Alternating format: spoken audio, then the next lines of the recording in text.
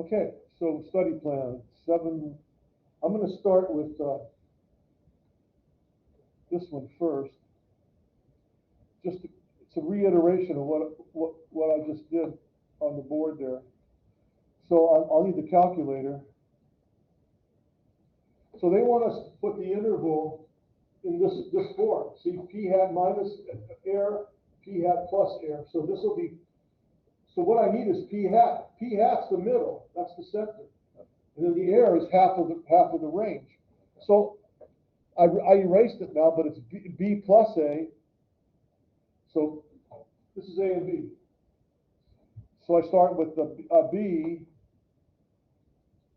0.158. And you said it doesn't matter what's first, A or B? No, I always put b first. Okay. I'll show you why, especially if you have one of these calculators. So there's b plus a divided by 2. And then if I just hit second enter, and I curse back over and put a minus there, see? Now that's half the range. So the center is 0.116, and the air is 0.042. So what they're looking for here is 0.116 minus 0.042. That's equal to 0.074 or 0.116 plus 0.042, and that's equal to 0.158. So we're putting it in the form like this. Instead of putting the actual numbers that we generate, we're putting them as in this form. Okay. Just for this kind of question. So when you see this, that's what they're looking for. Okay? All right, so let's go ahead and go back to number 1.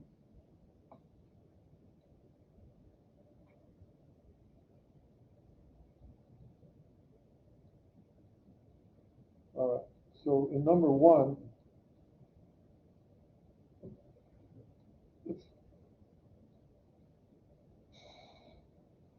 a newspaper provided a snapshot illustrating the poll results from 1,910 professionals, so that's N, sample size, who were interviewed for job applicants. The illustration showed that 26% of them, that's P hat. They said the biggest interview turnoff was the applicant did not make an effort to learn about the job or the company. The margin of error, that's E, that's the margin of error. So what they're saying is it's 26 minus 3, which is 23, or 26 plus 3. So the interval's between 23 and 29. So what's missing? The confidence interval we just did. The sample size we just did. The point estimate we just did. That's 0.26. The confidence level. See, they never told us what alpha was or what kind of percent interval, whether it was 95 or 90. So that's what's missing, the confidence level. Everything else is given. All right? And that's something you always want to tell people because that helps you to decide. The bigger the confidence, the bigger the percentage, let's see, how can I say this? The smaller alpha leads to larger confidence. And you do those when you absolutely don't want to negate the null hypothesis, or you're looking to capture the true parameter. Because if you don't, then there's something wrong with the data. Okay, that's the idea. All right. The magazine provided results from a poll of 1,500 adults, so that's it. Among the 1,500 respondents, 12% chose chocolate pie, so that's P hat. And the margin of error was plus or minus 5, so that's E, margin of error. What is meant by the statement that the margin of error was given as 5 percentage points? Well, that means that the interval goes between 7 and 17, or 12 plus or minus 5. The statement indicates that the interval between 12 plus or minus 5 is likely to contain the true population percentage of people that prefer chocolate pie. Now you notice likely, it doesn't say how likely because they didn't give us the significance level. But that's the only one that makes sense. You always have to say how likely it is. Okay. Everything else doesn't make sense. See here, it says the true population is in that interval. No, we're only 95% confident. No, we don't even know. It's likely. That's the best one, because they don't give us the statement of what confidence we have. But if they did, we would say we're 95% confident that the true parameter will be in this interval. So them saying that it's likely is the only thing alluding to a confidence level. But you know, this one's baloney. This one says it actually has to be in there, and this one, yeah, there's a lot of distractors there. All right, so now we're going to those numbers. Okay, so the value of p hat is what's p hat again?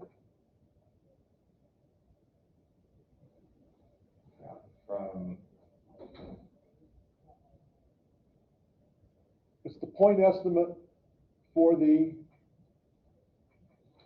sample size. It's the sample proportion. It's the point estimate for the population proportion. See, the population proportion is the bottom one. It's p.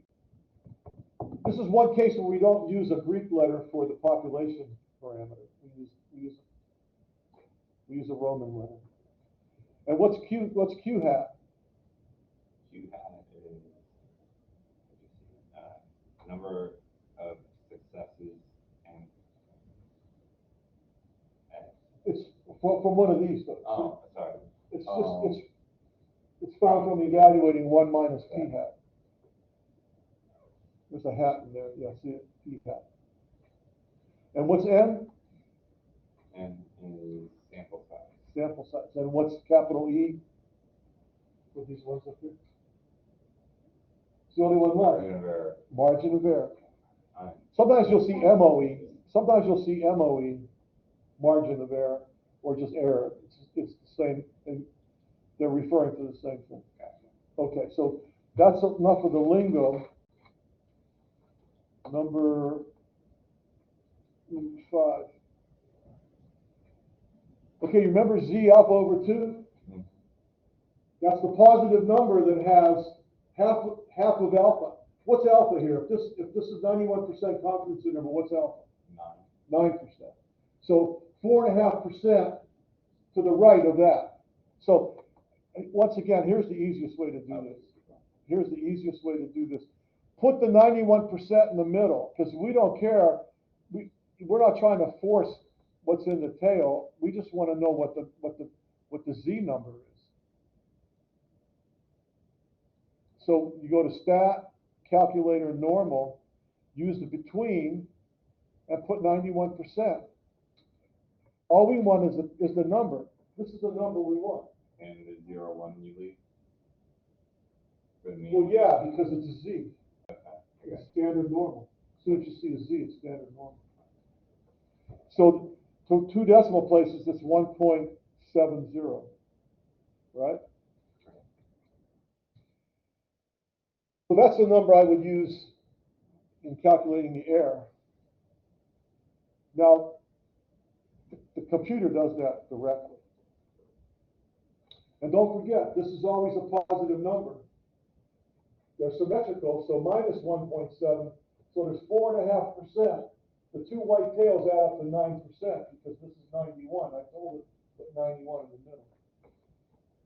Follow? It's just easier to do it this way. Yeah. Just remember, this is always a positive number unless you put a negative sign in front of it, like I did up there. That's the only way to make it negative. All right. All right. How about 82? So that's pretty easy. We just 0.82, same kind of problem. Now it's 1.34. 2 decimal places. Okay, so a couple of those. They're giving us ones that we hardly ever use. We always use 90, 95, 99, and sometimes 98. But those are the 4 that I've seen used almost all the time. Okay?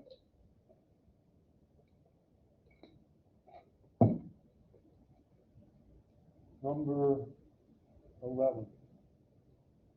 We already did number 11. We did that one first. Okay. So now we're going to calculate. I'll do this by hand or machine, and then I'll use the software to show you how easy it is. All right. So it's a 95% confidence. We got n is sample size. This is the number of successes. So p hat is just divided by this. So it says find the best point estimate. So let's just do that. So we do 548 divided by 1027. So I'm doing it the long way first to show you where these numbers come from. 3 decimal places, it's 534. That's p hat. That's your point estimate for the middle of the confidence interval. All right? Now they want us to find the margin of error. So for that, we have to use that formula. So we need Z alpha over 2 for 95. That's going to be a 1.96. 1.96. Yeah, 95%. So Z alpha over 2 is 1.96. So I take 1.96 times the square root of p hat. There's p hat, 534. So q hat has to be 466. You have to add up to 1. Remember that trick of 9s? 4, 6, 6. These two add up to 9, the last one adds up to 10. So you get 1,000, right? And then divided by n, 1027. So this is my margin of error. It's 0.031. So 0.031. That's my margin of error. This is my formula. Okay? And now they want the interval. So if I take 534 and I subtract 31, that's 503. We could do that one by inspection, right? And if I add 31, I get 565.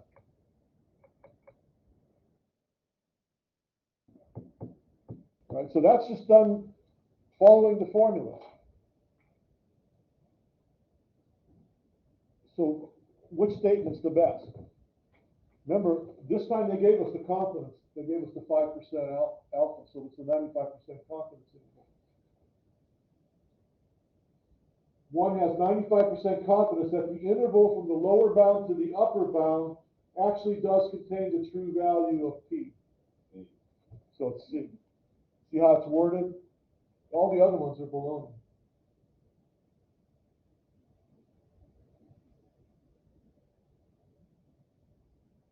Okay? All right, now watch this. This is how we do it quick ways. We go to stat, proportion, one sample with summary. Did you follow that?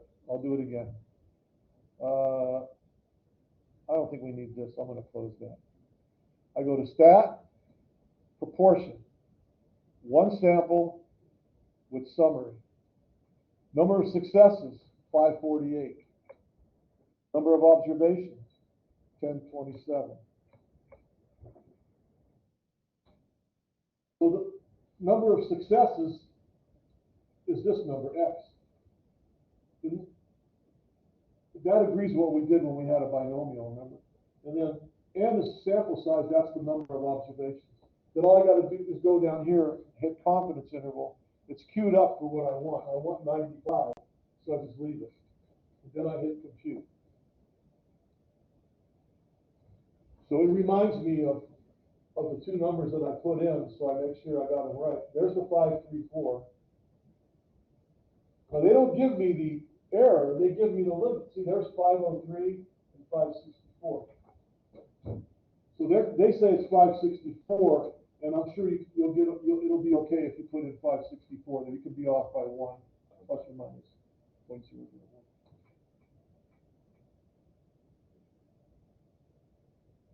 See that sample proportion, that's p hat. Now the standard error is what's in the square root.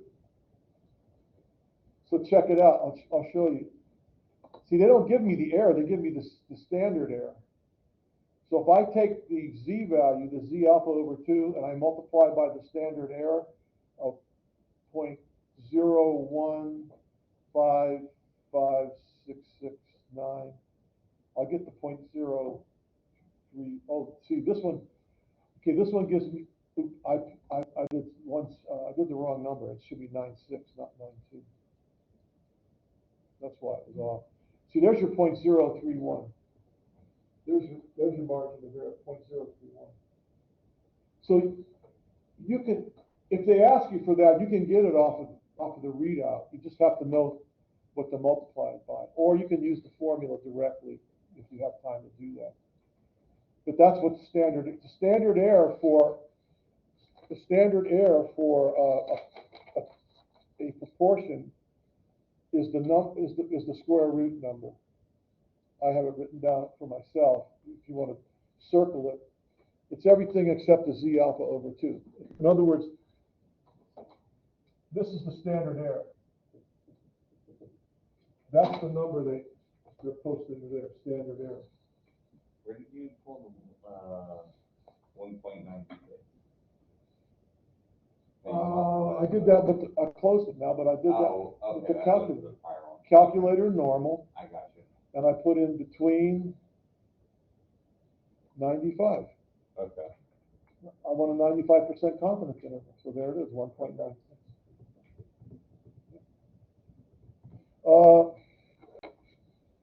Is it on here? Let me see if it's on here.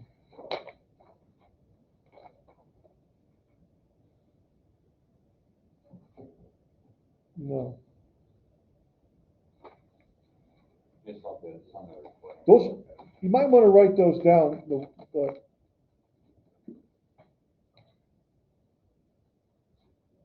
Alpha equals 0.05. Z alpha over 2 equals 1.96. Alpha equals 0.10. Z alpha over 2 equals 1.645. And alpha equals 0.00 or 0.01. Z alpha over 2 equals 2 point. Let's see what it equals. I forgot. 2.576. Those are famous numbers because they're used all the time, because those are your 95, 90, 99. So I almost memorized these when I was, a student, because you use them all the time. Right? Okay? Yeah. All right. So I'm not going to do them by hand anymore. Enough of that, right? We'll just, it's interpretation. So let's let the computer do it. So I don't have to close this. I can go to options and just go edit. And now I can change it. They want a 95% confidence interval for the number of yellow peas. So the number of successes is 165 yellow. And then a number of observations is a total. It's the 449 plus the 165. Because it's the yellows plus the green. And it's a 95%, so that's already queued up. See, it's going to calculate everything I need. I just have to give it X, the number of successes, and N, the number of observations. And it does everything else. Does it matter if you do this plus, how you have these wrote in, or just add it yourself and put it on? You can add it yourself and put it in. So they want to know the 3 decimal places. There it is. It's 234 and 0.034 or 304. Excuse me.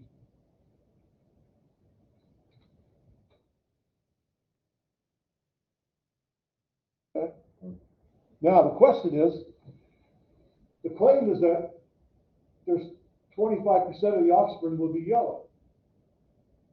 So we don't use the point estimate. That's the point estimate, 0.269.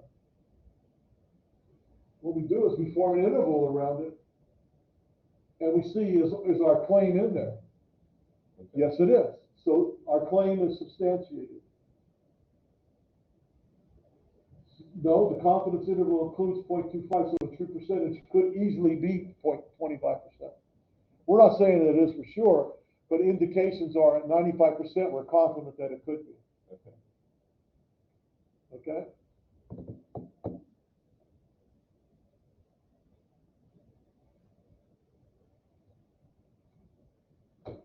This is essentially hypothesis testing, only we're using the method of confidence intervals. Yeah. So if our claim ends up inside, then that's what we support. Although when we do hypothesis testing, it's worded a little different. What they ask us here, we can answer yes to this or no to this. It says, do the results of the experiment appear to contradict the expectation? No, they don't, because 0.25 is in the interval. Okay?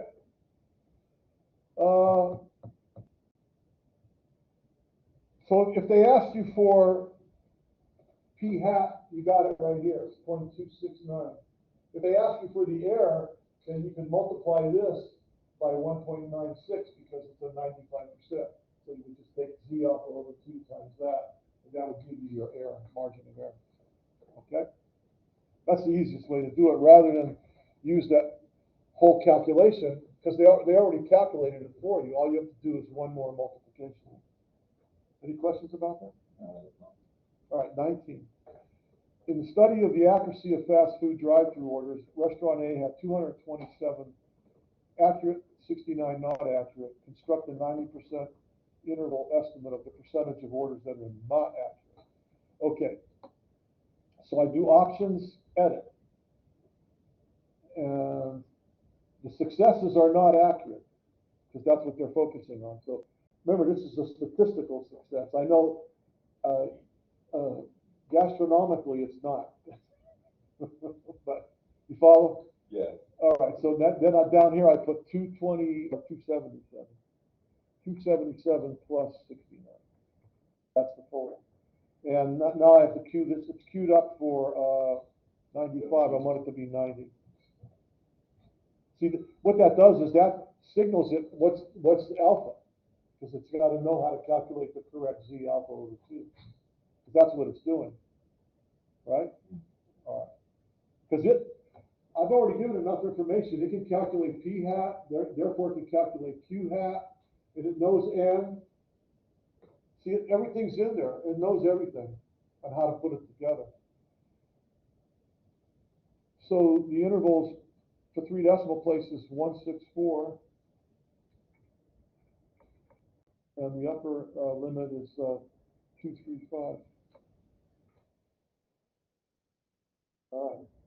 Now the question is, compare the results with Restaurant B. This is Restaurant B, 181 to 253. So notice that they overlap. If they were disjoint, if the two intervals didn't overlap, then you could say something about them one way or the other. But since they overlap, it's possible that their true percentages are in that overlap. So since they overlap, neither restaurant appears to have a significantly they're not significantly different. So that's what you look for, overlap. Okay. Number 21. In a science fair project, Emily conducted an experiment in which she tested professional touch therapists to see if they could sense her energy field. She flipped a coin to select either her right hand or her left hand. And then she asked the therapist to identify the selected hand by placing their hand just under Emily's hand without seeing it and without touching it. Among 340 trials, the touch therapists were correct 158 times. So given that Emily used a coin toss to select either her right hand or her left hand, what proportion of correct responses would be expected if the touch therapist made random guesses? 50%. Very good. 25. Right? That's what we would expect. Yeah. Because we don't have any more information. Let's Right. flip the coin. Okay. Using Emily's results, what's the best point estimate? So I'm going to just use this. I can use this again. The number of successes is 158. They were correct. The number of observations was 340. So we expect that 170 is 158 significantly lower than 170. That's the real question. And Off the 0.05 or what's that? are we using the 0.05 or is it just I'm not sure yet. I'm going to put 95 in here because that's my default. If they don't say anything, that's what I put in. okay. I don't know if it's going to make a difference. See, they want the sample proportion. So it's 465.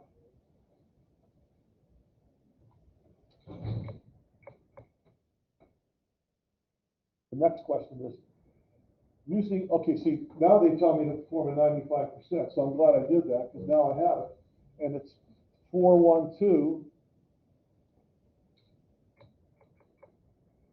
to 0.518. Well, guess what?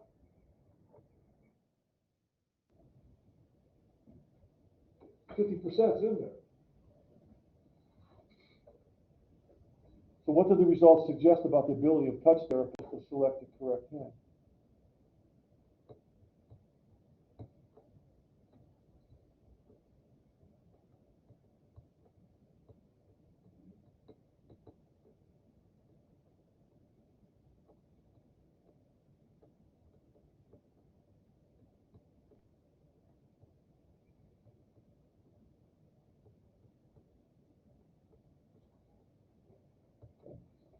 Well, if it were true, it would be significantly higher than 50%. Right. So that's B, I think. That's right. See, what they're saying is, if the whole interval was above 50, it's like 51 to 55, then you could say, hey, yeah, there's some evidence. Or let's say around 55 to 65. Yeah. But it's partially below 50. It's not entirely above 50. So that's the one I would select.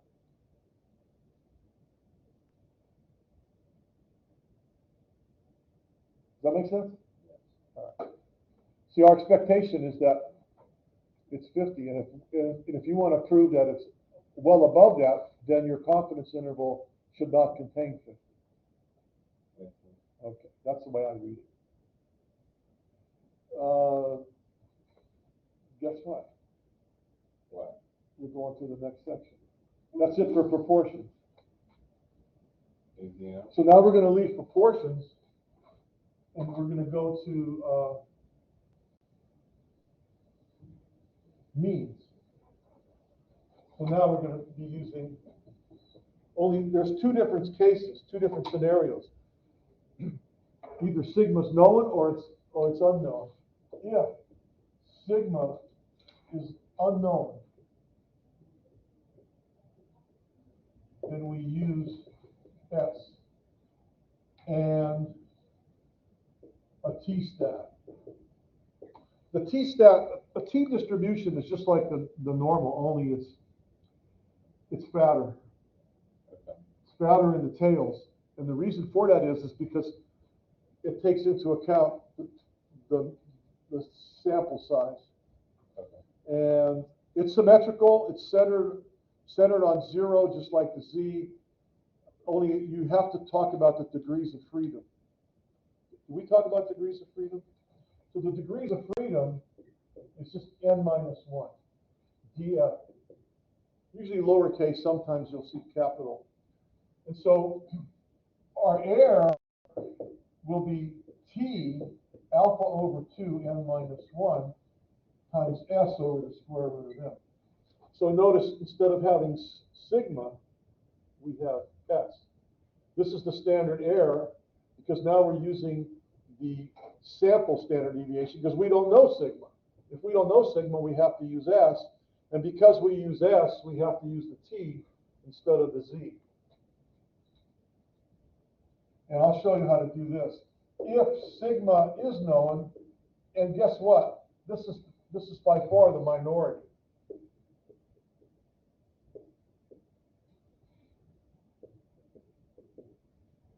Then we would have the error is equal to Z alpha over 2 times sigma over the square root of n. This is the one I wrote down to show you originally. So this is the error here, and this is the error here. 99% of the time, you're going to have a t-stat. The only time you're going to have a z-stat is if you're in a position like, I know one place that I interviewed, the Bureau of Labor Stats. They know sigma because they study it. That's the most important thing for them, is knowing sigma. Most people don't care. They'll have a sample, they'll just use S. They'll use the sample standard deviation. But the Bureau of Labor Statistics, for all their data, they study really in depth, and they keep track of sigma and how they update it all the time based on all of their data. So it's quite the thing. So I'm going to close these, and I'm going to go to 7.2. Estimating the population mean. Let's see, is there one I got to do first? It says do 7.2.3. 7.2.3 first. Okay, so here's where we start. So this is one where they give us the readout. See, T interval, they're telling us that they used S. See, they used S. X bar, that's the center. And then here's your sample size. This is your T interval. That's your confidence interval. It runs from 13 point whatever to 22 point whatever. It's a 95% confidence interval. Choose the correct interpretation. So once again, look through this one. We have a 95% confidence that the limits contain the true value of the mean of the population of all data speeds at the Earth. We're 95% confident that's where the true mean is. That's what you look for. You have a 95% confidence. You can't say that it contains it. You know, you can see the distractors. The limits contain the true value. No, we're only 95% confident. See, the limits contain 95% of all the data. No, that's not what it means. So those are just distractors. What you're looking for is having a 95% confidence that interval contains the true value. Because that's what we're looking for. That's what we're trying to estimate. We have no idea where it is. All right, so we go back to number 2. By the way, see, there's a T distribution. Remember, I showed you the Z. It's pretty similar. By the way, there's your special numbers. You see 1.96, large sample. When the n goes to infinity, the T becomes a Z. See 2.576, 1.96. That's your 5% and 1%. Let's see, did they show a 10%? Yeah, there it is, 1.645 is 10%. You can even have an 80% confidence interval where alpha is 20%. So they give you those special numbers. You can find them if you look for them. Anyway, they want us to tell you, first of all, the degrees of freedom. Who knows that? Which is what? 49. 49. That's the degrees of freedom. Now, why is that important? See, they want that number, that T alpha over 2 n minus 1. So we have to go watch. We go to StatCrunch. Now we used all the other calculators, and now we're going to use a new one. So we go to Stat Calculator. You see T. First thing you want to do before you do anything, put in the degrees of freedom, 49. Here it's capitalized. Now, we want 95%. So go between and make it 95%, just like you would with a normal. and you get your endpoint. Just remember, this is the number they want, the positive one. 2 decimal places, 2.01.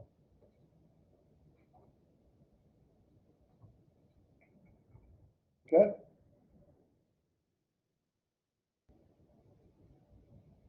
Give a brief description of the degrees of freedom. Okay, the degrees of freedom is how many sample values that you're free to put in or that are determined.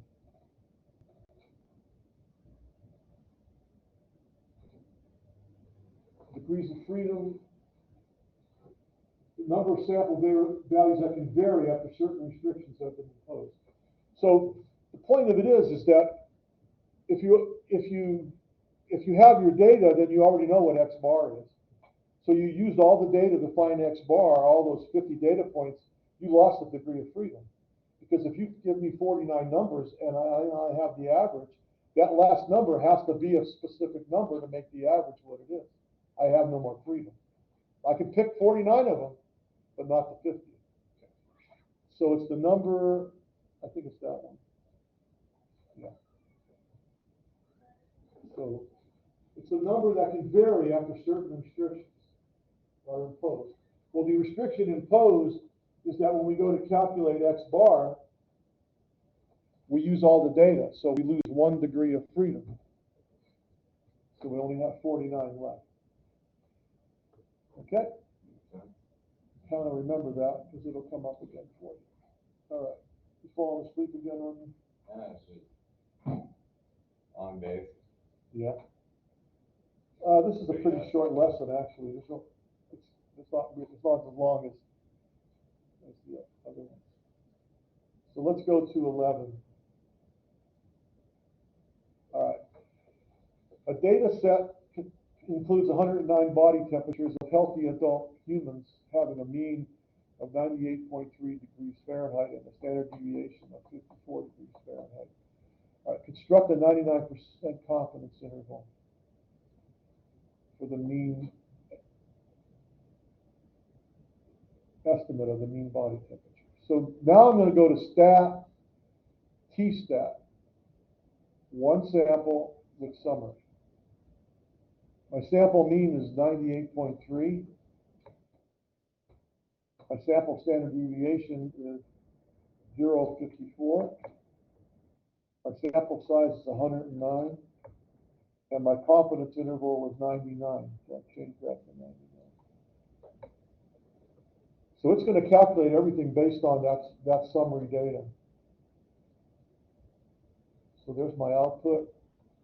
It's between 98.164, they want 3 decimal places,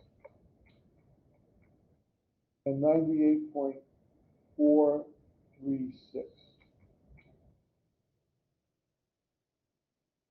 Okay? Now, the question is, what does it suggest about the body temperature of 98.6 as the mean body temperature? Well, the data actually suggests that it's less than that, doesn't it? Because 98.6 is not in there, it's above it. So this would suggest that the mean body temperature is lower than 98.6. In other words, we're 95% true that the true parameter is in this interval. Well, what's the first thing somebody's going to say? Where do these people work? In a deep freeze? Most of the body temps I get are like 97.8, Okay. like 98.4. I know. It's a joke. I thought it was weird too. Now, I ran this twice earlier today, and one time it was 98.6 was in there, and another time it wasn't. So if 98% were in this interval, then I would answer it suggests that it could possibly be. So it all depends on the sample. 109 people can't represent the whole of humanity, right? This could have been done in Alaska, right? Very true. Okay. That's number 11. Let's do 14.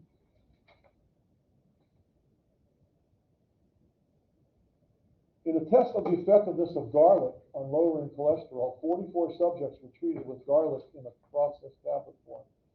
cholesterol levels were measured before and after the treatment. The changes before minus after in their levels of LDL cholesterol have a mean. Okay, so what I do is I go to options, edit.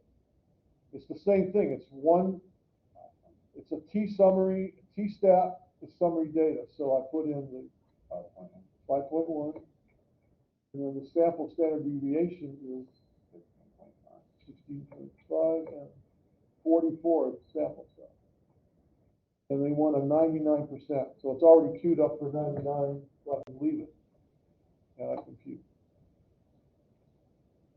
So it's minus 1.60,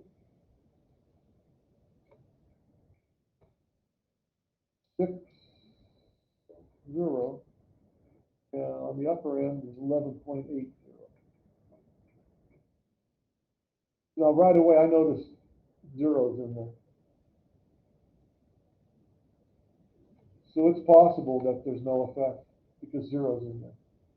It's just as likely to be the true parameter as any other. I can't say that it's a positive result or a negative result because zeros in there. So since it contains zero, D, suggesting that there's no effect. That's how we read it. So you see, they all say either does or does not contain zero. Well, it does contain zero, so it has to be either B or D. D says, suggesting the guarded treatment did affect it. Well, if zero's in there, zero means there's no effect. Right? And negative numbers mean the same thing, because it's before minus after. Right?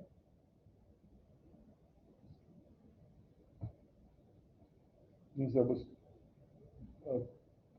well, the one to really focus on is zero. Okay? All right, that was 14. 21. Listed below are the amounts of net worth in millions of dollars of 10 wealthiest celebrities in the country. Construct a 90% confidence interval. Okay. So I have to close this because now I have raw data. So what I do now is I do open in StatCrunch, because I no longer have a summary, I have raw data. So now I go to T-stat, one sample with data. And I tell it the data is in variable 1. So it knows how many are in there, so it knows N. It can figure out X bar and S. I don't have to, they'll do the summary for me. The only thing I got to do is change this to 90. I know I don't need a zero there, but I always like to do it just to make sure. And what do we got? 1, 2, 3, 4, 5, 6, 7, 8, 9, 10. Okay. So, one decimal, 153.8 and 199.6. All right. What does it tell us about the population of all celebrities? Well, what sample is this? It's the 10 wealthiest. We've had something like this before. It tells us nothing. It's not a random sample. It's a specific sample. Do the data appear to be normally distributed? Remember how to do this? I got to go to graph QQ. Variable 1, I add correlation and normal on the Y. I want my Z on the Y. I want my X's on the X's on the bottom and Y's on the top. And it's got a curve to it. So there's a systematic pattern that's not a straight line. See the curve? Yeah. So it doesn't meet the qualifications for being normal. And one of the reasons for that is it's probably because it's not a random sample.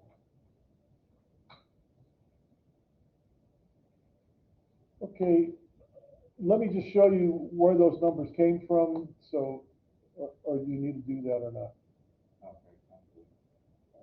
You okay? See, they give us the mean, standard error. I don't have the Z or T. What I want to do is I want to show you the T one more time. So I'm going to show you the mean's 176.7. Let's get the error. So the error is the T alpha over 2 n minus 1. So just as a point of review, go to stat, calculator T.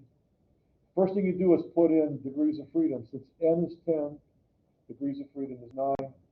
And I do a between, and I want 90%.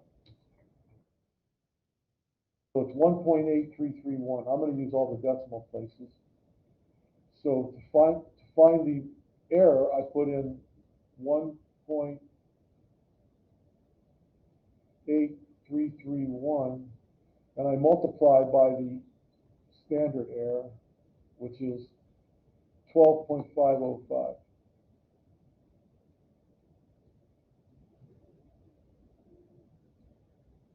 So 22.9. So if I take the center is the sample mean, 176.7.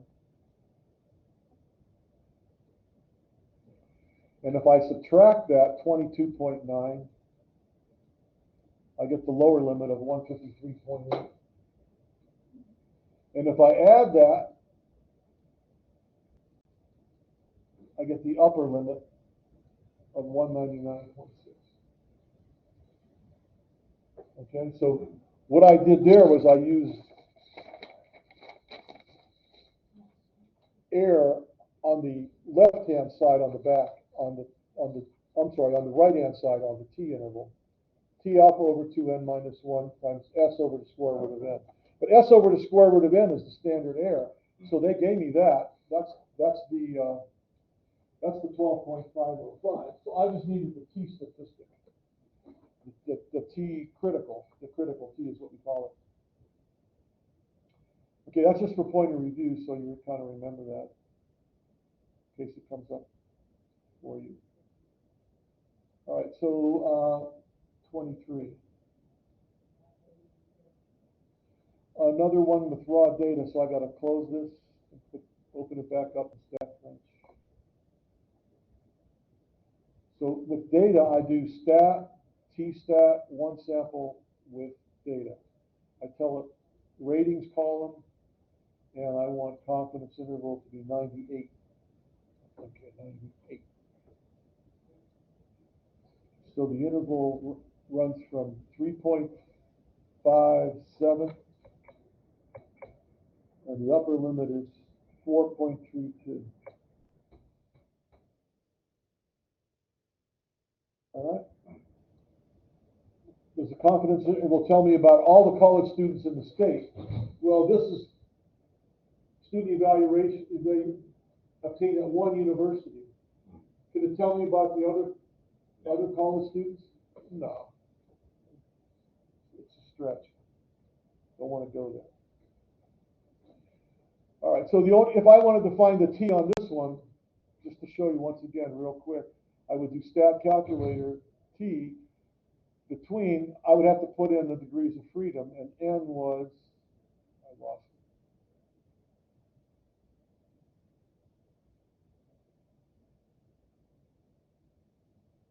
it. Can't see it.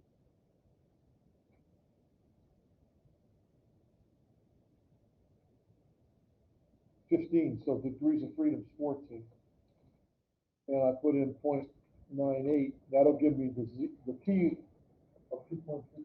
I would use that times the standard error to get the error if I wanted to do that. All right, so just point of review, just making sure we got it. All right, I think this might be the last one we calculated. Yeah, we're going to go do one that has a sigma, so we're going to use a Z on this one. So this will be 37. So notice that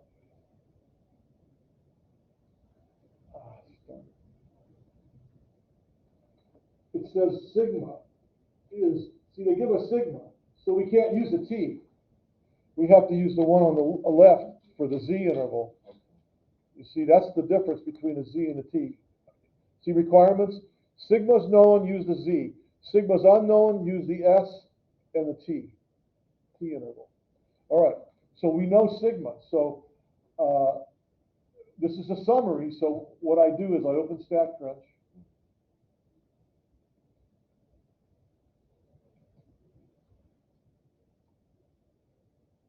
And I tell it I'm going to do stat, Z-stat, one sample with summary. So the mean is 62,000. The standard deviation is 10,099, and there's 34 students. And we want 99%. So the interval is 5,7, they want it to the nearest integer, so 57539. And on the upper end, it's 66,461.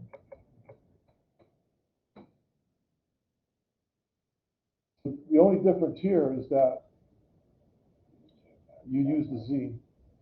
Now, remember, every time you open one of these up, I don't care which one it is, it's always one sample, and it's either with data or with summary. If it's with data, then you have to open up the data in StatCrunch. If it's with summary, then all you need is the X bar, the S, or the P, or whatever it is, because it could be a proportion, or it could be most of them are going to be proportions or T-stats. I don't even know if there's any that have Z-stats. The only time you'd use that is if sigma is known. If they tell you sigma is known, they'll give it to you. Otherwise, use a T. Okay? And point of review. The number of what for a collection of sample data is the number of sample values that can vary after certain restrictions have been imposed on all data values. Degrees of freedom. Hammer that home so you remember what it is. It's 3 points. It's just n minus 1. It's really straightforward. What's going on? I don't know. It does it on mine too. You can just go through it. There we go. The blank is the best point estimate of the population mean.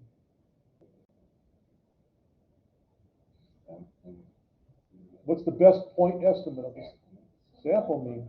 I thought it was a trick question. X bar is the best estimate for mu. Remember, the population mean is mu, the sample mean is X bar. I know, it's easy to forget. And 6, let me see what 6 says. Which of the following would be a correct interpretation of a 99% confidence interval such that 4.1, or mu is between 4.1 and 5.6?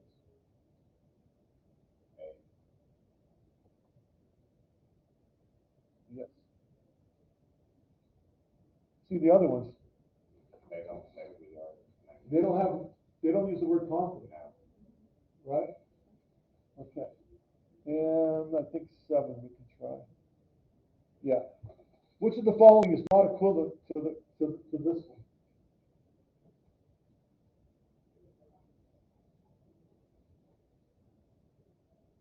Not equivalent? Which one? Is not equivalent? Yeah, there's 3 of these that are equal to that. One of these is not equivalent to that. Is it obvious? It would be B.